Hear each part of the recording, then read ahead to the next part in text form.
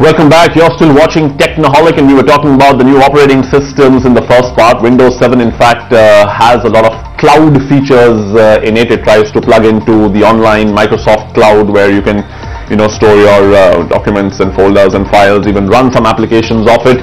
But essentially the future of computing is moving towards thin clients and stuff done over the network, especially as connectivity gets better. So basically you want your operating system to be light, something that doesn't get in the way, something that doesn't interfere, and basically something that just runs the computer and the hardware and lets you fire up your browser, since that's become your operating system. You're doing everything on the internet and you just want something that will support a good clean browser, and all applications will run off the cloud. So that's the future, that's where we're heading towards. We're not quite there yet, though there are some devices that are hoping to bank on that paradigm, and one of which that I want to review for you, because I've been using it for a couple of months, is the Nivio Companion.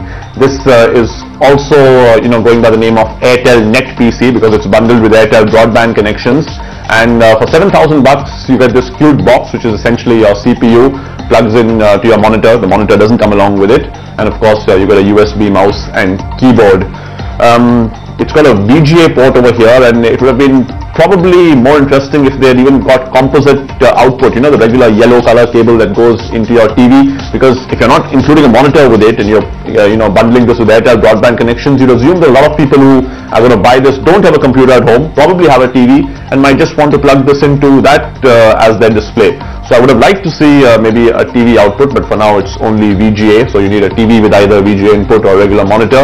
They've got two USB ports here, but both just get taken up by mouse and keyboard, of course, unless you're using wireless, like I was trying it out. But the mouse and keyboard which plug into your USB do come along with this, so that's included in the 7,000 bucks.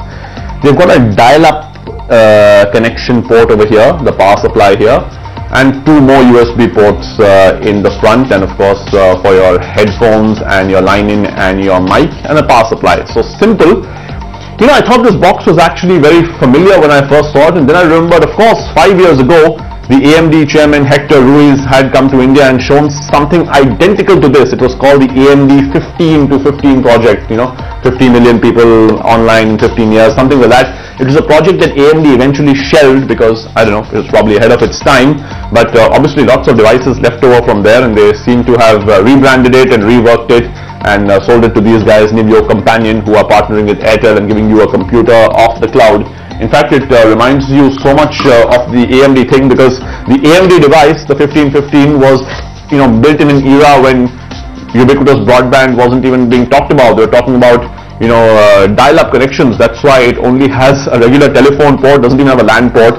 So the Nivio guys have done a smart workaround. They've given you this one dongle that plugs into the USB port like this, and it basically is a LAN to USB converter. So finally your broadband cable can go into this.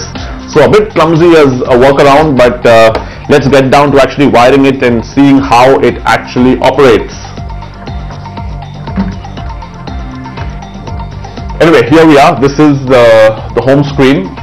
Looks almost exactly like Windows. Somebody who doesn't know that the Nivio Companion actually doesn't have a hard drive and can't run Windows off the drive would actually think they're using a basic edition of Windows, but this is all running off the network. This is a 256K Airtel broadband line, but basically I wanted to see if it will run a browser and then let me enjoy my basic stuff like Facebook, Twitter and email.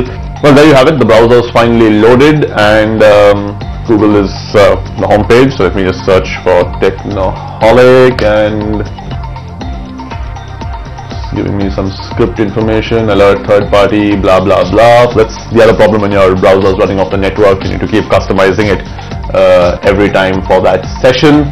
And there you have it. Search results coming out, videos, everything seems to be loading fine. Hit Control T, open a new tab, and let's type in something else, maybe Gmail, and voila, hopefully should work fine.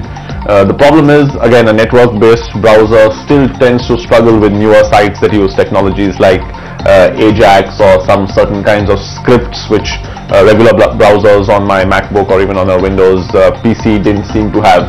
So as proof of concept, definitely there, but not yet at the stage where I would say that, hey, you don't need a desktop at home even for web surfing if you have a Nivio Companion. It's still slightly older hardware. As I said, there's some hardware that was developed 5 years ago for dial-up technology. They have a couple of other products, this company Nivio, similar desktop, sleeker looking, which they have launched in overseas markets. So this is the one they're giving with Airtel broadband right now. And broadband itself, can't blame Airtel. All the broadband ISPs are like that. They promise a certain speed, but your effective speed that you get usually isn't really up to the mark. And if cloud computing or network-based computing is to take off in a big way in India, broadband speeds and quality of service really needs to get better, or you still will have a pretty slow experience doing anything over the network.